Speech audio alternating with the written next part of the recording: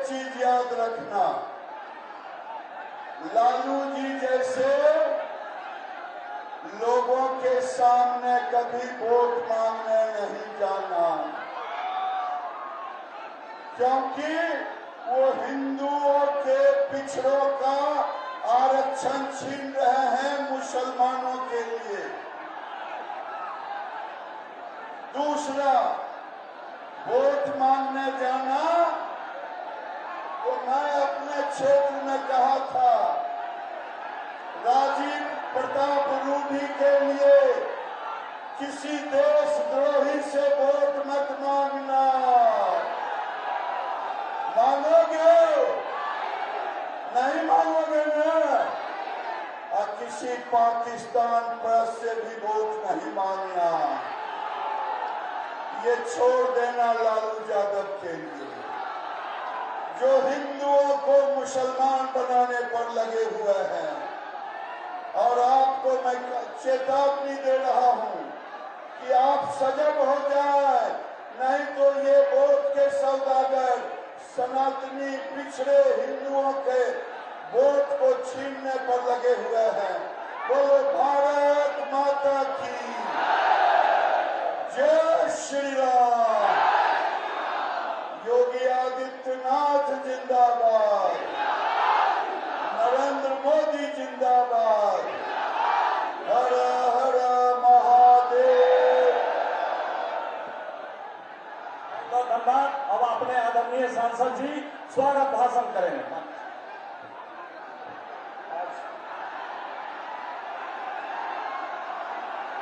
आज आप लोग इतनी बड़ी संख्या में, और योगी जी आए, मौसम भी साथ लेके आए, अयोध्या से चल करके सीधे इस कार्यक्रम में भाग ले रहे उत्तर प्रदेश के माननीय मुख्यमंत्री योगी आदित्यनाथ जी, आपका सारण की धरती पर विशेष रूप से हम सब लोगों की तरफ से अभिनंदन है। मंच पर सभी उपस्थित गणमान्य सज्जनगण और हमारे इस क्षेत्र की खूबसूरत जनता, तो एक बात तय भर रही है कि उनका अल्लाह पर कैसे स्वागत करें के बाद जरा हाथ उठा करके भारत माता की, भारत माता की, वंदे वंदे। बहुत खूबसूरत स्वागत भाई केसरिया से।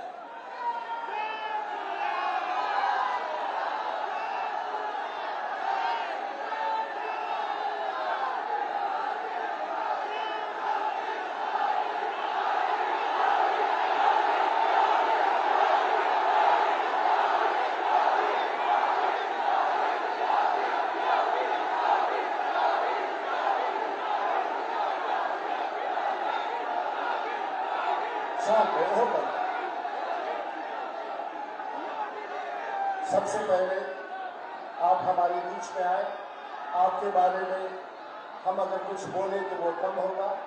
ये जनता का आकर्षण और ये जन सैलाब जो आपके प्रत्यक्ष रूप से साक्ष्य है। मैं नहीं सोचता हूँ कि हमारी बहुत कोई गुंजाइश आपके बीच में बोलने की, लेकिन मुझे 2 मिनट बोलना है। एक बहुत बड़ा खबर लेके आए हैं। सबसे पहले तो आभार व्यक्त करना चाहेंगे बिहार के तमाम लोग जो जयप्रकाश जी के अनुयायी थे और जो लोग बात करते थे जयप्रकाश नारायण का। अगर आज योगी जी आपने अगर ध्यान नहीं दिया होता तो छपरा के धरती से लगे बलिया का जो वो हिस्सा है, आपने 150 करोड़ रुपया दे करके सितार दियारा को बचा दिया। आपको शायद पता भी नहीं हो, आपने छपरा के इस विभूति के धरती को, डॉक्टर राजेंद्र प्रसाद के इस धरती को कैसे आपने उत्तर प्रदेश के मुख्यमंत्री के रूप में हमें बचा करके जयप्रकाश जी की स्मृति को जिंदा रखा। लेकिन एक बहुत बड़ा खतरा आ गया है और हमको पता चला है कि पटना के हाईकोर्ट में हमारे विरुद्ध जो चुनाव लड़ रहे हैं उनके खिलाफ याचिका दायर हो गया है।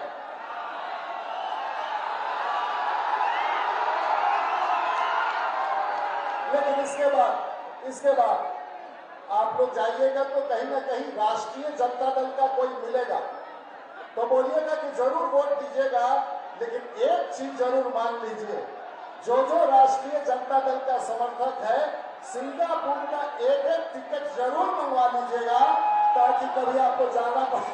2000 मित्रों, हम सब यहाँ एकत्रित हुए हैं उस 20 तारीख के लिए, और माननीय मुख्यमंत्री जी ने बहुत कम समय में मेरा आग्रह स्वीकार किया और सारण की धरती पर भगवान राम के आशीर्वाद को लेकर के हमारे लिए और सारण की जनता के बीच में आए हैं। हम फिर आपको एक बार फिर से नमन करते हैं और आभार करते हैं। मैं धन्यवाद देना चाहूंगा तमाम मित्रों का। मैंने अपनी बातें रख ली है और मुझे ऐसा लगता है कि अब आप सब योगी जी को सुनना चाहेंगे। आप हमारे गांव आए, आप यहाँ के धरती पर आए, और जो लोग दाहिने हैं वो पीछे चले आइए। मैं कुछ नहीं बोलूंगा। आज आपने राजीव प्रताप रूडी को इस धरती पर कदम रख के भगवान राम के आशीर्वाद देकर के विजयी घोषित करके जा रहे हैं। ऐसा ही हमारा मानना है। आप सबों के आशीर्वाद से एक बार फिर झंडा घुमा करके स्वामी जी का, योगी जी का, मुख्यमंत्री जी का स्वागत किए। एक बार और जोर से भारत माता की जय। अब हम सब जिनका 5 घंटों से इंतजार कर रहे थे, वैसे उत्तर प्रदेश से चलकर आकर के बिहार में दिशा दशा तय करने वाले उत्तर प्रदेश के माननीय मुख्यमंत्री अभी जोगीनाथ बाबा का मैं हार्दिक अभिनंदन स्वागत करते हुए आग्रह करता हूं कि हम सबों को संबोधित करने की कृपा प्रदान करें। भारत माता की, भारत माता की, भारत माता की, वंदे वंदे वंदे। मंच पर उपस्थित केंद्रीय मंत्री और बेगूसराय से भारतीय जनता पार्टी के प्रत्याशी के रूप में जिन्होंने अभी चुनाव लड़ा है, ऐसे माननीय श्री गिरिराज सिंह जी, भारतीय जनता पार्टी के वरिष्ठ नेता, पूर्व केंद्रीय मंत्री, लोकप्रिय सांसद और भारतीय जनता पार्टी के लोकप्रिय प्रत्याशी माननीय श्री राजीव प्रताप रूडी जी, प्रदेश मंत्री श्री जगन्नाथ ठाकुर जी, माननीय विधायक श्री जनक सिंह जी, कृष्ण कुमार सिंह जी, सीएन गुप्ता जी, पूर्व विधायक विनय कुमार सिंह जी, भारतीय जनता पार्टी के जिला के अध्यक्ष श्री रंजीत सिंह जी,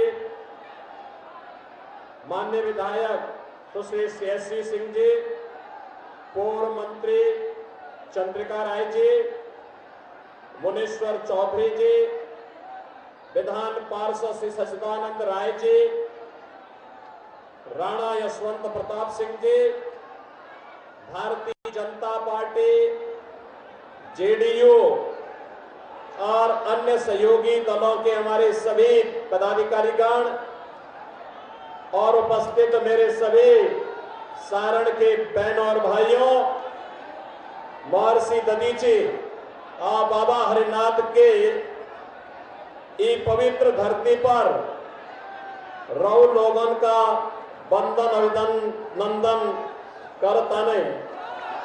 जय गंगा मैया। बहनों और भाइयों, आज सीता प्राकट्य दिवस भी है और मैं अयोध्या की पावन धरा से, प्रभु राम की पावन धरा से आज आपके बीच में आया हूं। उत्तर प्रदेश और बिहार का जो आत्मीय रिश्ता है, हम उत्तर प्रदेश वासी बिहार को अपना ननिहाल जैसा मानते हैं। और बहनों भाइयों, इससे बड़ा सौभाग्य और क्या हो सकता है कि माता सीता के प्राकट्य दिवस के अवसर पर मुझे सारण की धरती पर आने का सौभाग्य प्राप्त हुआ है। और आप सब जानते हैं, इस समय देश के अंदर लोकसभा चुनाव के 4 चरण संपन्न हो चुके हैं। 3 चरण अभी बाकी है, लेकिन देश में उत्तर, दक्षिण, पूरब, पश्चिम चारों ओर एक ही ही स्वर गूंज रहा है, एक ही नारा गूंज रहा है। लोगों के मन में एक ही संकल्प आया है और वह है कि फिर एक बार, फिर एक बार, फिर एक बार और अब की बार, अब की बार।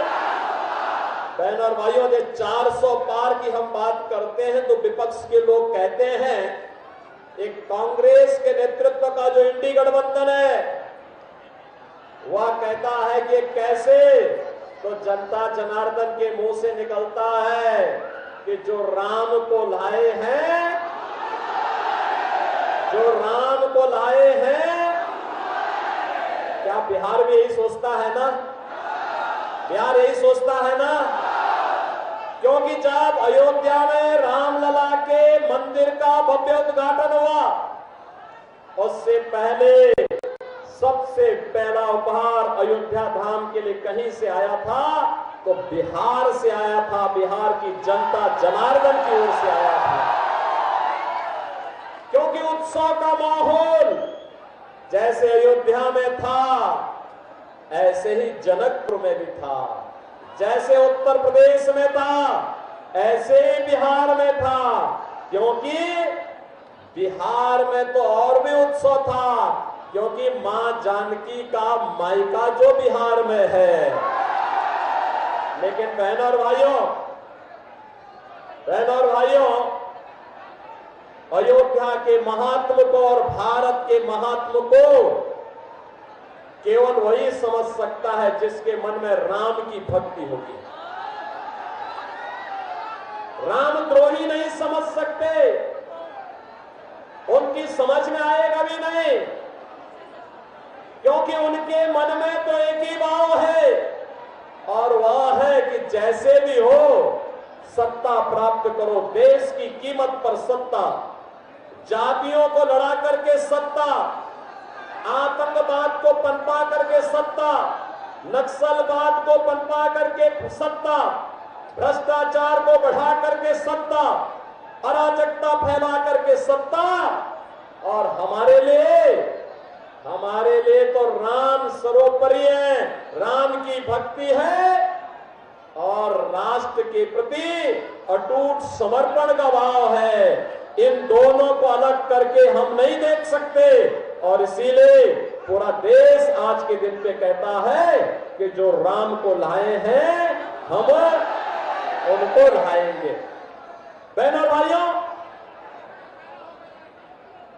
4 चरणों के चुनाव के उपरांत पूरे देश के अंदर अब सुनामी बन चुकी है, मोदी सुनामी। मोदी जी तीसरी बार देश के प्रधानमंत्री बनेंगे, कोई संदेह अब नहीं रहा। और मैं तो आपके सामने आया हूं आपसे कहने के लिए, आपसे मैं यही कहने के लिए आया हूं। मैं पहले बिहार में औरंगाबाद गया, वहां से नवादा गया, फिर बेगूसराय आया और आज मुझे छपरा में, सारण में आने का अवसर प्राप्त हुआ है। बहनों और भाइयों, उत्साह, क्या उमंग है, क्या उत्साह है। मैं देख करके दंग हूं। बिहार की बुद्धिमता ने देश और दुनिया को एक दिशा दी है। बिहार, यह भारत के पहले राष्ट्रपति डॉक्टर राजेंद्र प्रसाद जी की पावन जन्मभूमि है और ये बिहार देश की आजादी के बाद देश के सबसे बड़े राजनीतिक आंदोलन जिसने लोकतंत्र को बचाया था, सदैव जयप्रकाश जी की भी पावन धरा है। लेकिन बहनों और भाइयों, इस बिहार को कांग्रेस और आरजेडी के इस गठबंधन ने कहां पहुंचा दिया था। बिहार के लोगों के सामने, बिहार के नौजवानों के सामने पहचान का संकट खड़ा हो गया। हमें दुख होता है कि जो बिहार अपनी बुद्धि से, अपनी बुद्धिमता से देश को दिशा देने की सामर्थ्य रखता है, वह बिहार पहचान के लिए तरस रहा था। इन लोगों ने माफिया और अपराधियों को पनपा करके क्या स्थिति बिहार की कर दी थी। और बहनों और भाइयों, आज आप देख रहे होंगे यूपी में, यानी केंद्र में भी बीजेपी और यूपी में भी बीजेपी की सरकार आई। अयोध्या में रामलला का भी विराजमान हो गया। और आप देखते होंगे उत्तर प्रदेश में हमने माफियाओं को कहां पहुंचाने का काम किया है। एक बड़े बड़े माफिया थे जो पहले सत्ता का संचालन करते थे, बड़े बड़े दंगे करवाते थे। रामनवमी में दंगा, होली में दंगा, दीपावली में दंगा, जन्माष्टमी में दंगा, शिवरात्रि में दंगा, जो भी पर्व है छठ पे दंगा। तो हम लोगों ने भी तय किया, मैंने कहा अगर मुझे मोदी जी ने यूपी की बागडोर सौंपी है तो इन दंगाइयों को रसातल तो जरूर पहुंचाऊंगा।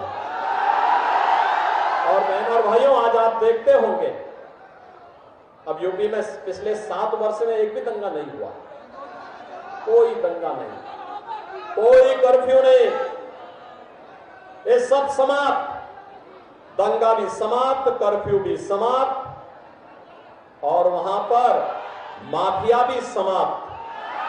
अब महोत्सव होते, महोत्सव, दीपोत्सव अयोध्या में, रंगोत्सव मथुरा में, देव दीपावली काशी में, और आपको अयोध्या में, काशी में, विंध्यवासिनी धाम में जाने का अवसर प्राप्त होता होगा।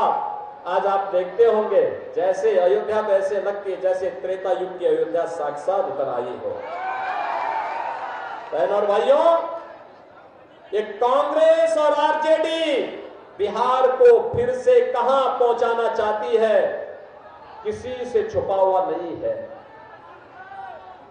जब भारत आज डिजिटल युग में जा चुका है, ये बिहार को लालटेन युग में ले जा रहे हैं। क्या लालटेन युग में ले जाएंगे क्या? ले जाएंगे क्या? और जो गिरिराज बाबू अभी कह रहे थे, लालू जी क्या कह रहे हैं, भगवान करे वो स्वस्थ रहे। लेकिन मुझे आश्चर्य होता है, वो कहते हैं कि पिछड़ों का सभी आरक्षण मुसलमानों को दे देना चाहिए। ये तो गाली दे रहे हैं जी, संविधान का मखौल उड़ा रहे हैं। बाबा साहब भीमराव अंबेडकर जिस संविधान के शिल्पी थे, जिस संविधान सभा के अध्यक्ष डॉक्टर राजेंद्र बाबू थे, उस संविधान की खिल्ली लालू जी जैसे लोग उड़ाने का काम कर रहे हैं। कहते हैं सभी आरक्षण। बाबा साहब भीमराव अंबेडकर ने कहा था भारत के संविधान सभा में कि धर्म के आधार पर कभी आरक्षण नहीं हो सकता, क्योंकि धर्म के आधार पर देश का विभाजन हुआ था। एक कांग्रेस और आरजेडी या धर्म के आधार पर आरक्षण की घोषणा करके देश के विभाजन के आधार रखना चाहते हैं। क्या आप इसको स्वीकार करेंगे क्या? और दूसरी खतरनाक चाल इनके द्वारा क्या चली जा रही है, वह चली जा रही है, देखो गरीबी तो कांग्रेस से लोग हटा नहीं पाए। कांग्रेस गरीबी हटाने का मॉडल देखना हो तो मोदी मॉडल देखो। बहनों और भाइयों, 80 करोड़ लोग फ्री में राशन की सुविधा का लाभ प्राप्त कर रहे हैं देश में, 4 वर्ष से लगातार कर रहे हैं। और कांग्रेस और आरजेडी के समय में गरीब भूख से मरता था, तवा के भाव में दम तोड़ता था। आज 80 करोड़ लोग फ्री में राशन, 60 करोड़ लोग आयुष्मान भारत की कार्ड की सुविधा, 12 करोड़ अन्नदाता किसानों को किसान सम्मान निधि, 12 करोड़ घरों में शौचालय का निर्माण, 10 करोड़ घरों में उज्ज्वला योजना का कनेक्शन और 4 करोड़ लोगों को प्रधानमंत्री आवास मिल गया है। और मोदी जी ने घोषणा की है 70 वर्ष से ऊपर के हर एक बुजुर्ग को प्रतिवर्ष 5 लाख रुपए की स्वास्थ्य की सुविधा उपलब्ध करवाएंगे, फ्री में उपलब्ध करवाएंगे। मोदी जी ने घोषणा की है कि अगले 5 वर्ष में बाकी बचे हुए सभी पात्र लोगों के लिए एक आवास उपलब्ध करवाएंगे। मोदी जी ने घोषणा की है कि हम आने वाले समय में फ्री बिजली उपलब्ध करवाने के लिए हर घर पे सोलर पैनल लगाएंगे और उस पैनल से आप बिजली से पैसा भी कमाएंगे और फ्री बिजली भी प्राप्त होगी। बहनों और भाइयों, जितनी पाकिस्तान की आबादी नहीं, यानी जितनी पाकिस्तान की आबादी है, उससे ज्यादा लोगों को भारत ने 10 वर्ष में गरीबी रेखा से उभार करके एक खुशहाल जीवन जीने की ओर अग्रसर किया है। ये जो पाकिस्तान का राग अलापने वाले लोग हैं ना, उन लोगों से बोलिए कि भाई अगर पाकिस्तान से इतनी ही स्नेह है, इतना ही प्यार है, तो भारत पे बोझा मत बनो, पाकिस्तान जाओ। इनको भी गली मोहल्लों में जाकर के कटोरा लेकर के भीख मांगना पड़ेगा। देख रहे हो 1 किलो गेहूं के लिए वहां क्या छीना झपटी हो रही है। ये तो पाकिस्तान के हाल है। और बहनों और भाइयों, भारत है अपने लोगों को सब सुविधाएं उपलब्ध करा रहा है। ये मोदी जी का मॉडल है। लेकिन इनका मॉडल क्या है? इनका मॉडल क्या है? कांग्रेस क्या कहती है? कहती एक झटके में गरीबी हटाएंगे। कैसे हटाएंगे?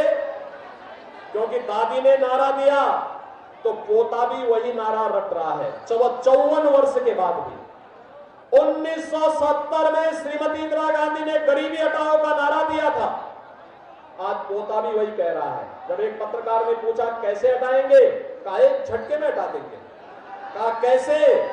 उसने कहा वेल्थ सर्वे, वेल्थ इमरजेंसी, ये सर्वे कराएंगे संपत्ति का। आपके बाप दादों की जो कमाई होगी, आपके पिताजी ने, आपके बाबा ने कोई जमीन का टुकड़ा खरीदा होगा, 1 बीघा, 2 बीघा, 4 बीघा, कोई जमीन ली होगी, कोई आपको पुश्तैनी जमीन मिली होगी। उसमें कांग्रेस और आरजेडी के गुंडे आएंगे, कहेंगे कि भाई अब तो इनकी सरकार आ गई है, इसमें से 50% आधी प्रॉपर्टी अब ये सरकार की हो गई है, अब इसमें कांग्रेस के लोग कब्जा करेंगे। यानी इनके अंदर औरंगजेब की आत्मा घुस गई है, जो जजिया कर लगाना चाहते हैं विरासत टैक्स के नाम पर। क्या ये जजिया कर स्वीकार करेंगे? क्या स्वतंत्र भारत में औरंगजेब की आत्मा वालों को आप जीवित करने देंगे क्या? बहनों और भाइयों, ये चुनाव भारतीय जनता पार्टी के लिए, जेडीयू के लिए, लोक जनशक्ति पार्टी के लिए और हमारे अन्य सहयोगी दलों के लिए आत्मनिर्भर और विकसित भारत को बनाने का चुनाव है। आत्मनिर्भर भारत का मतलब हर नौजवान आत्मनिर्भर, उसके हाथ को कार्य होगा, हर किसान खुशहाल होगा, हर बेटी और बहन सुरक्षित भी होगी और सम्मानजनक आर्थिक स्वावलंबन की ओर आगे बढ़ेगी।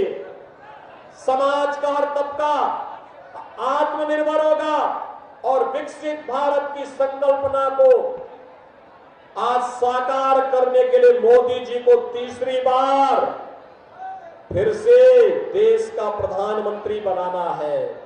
और मोदी जी को प्रधानमंत्री बनाना है तो छपरा सारण पर कमल खिलाना है और इसके लिए रूडी जी को भारी बहुमत से विजयी बनाना है।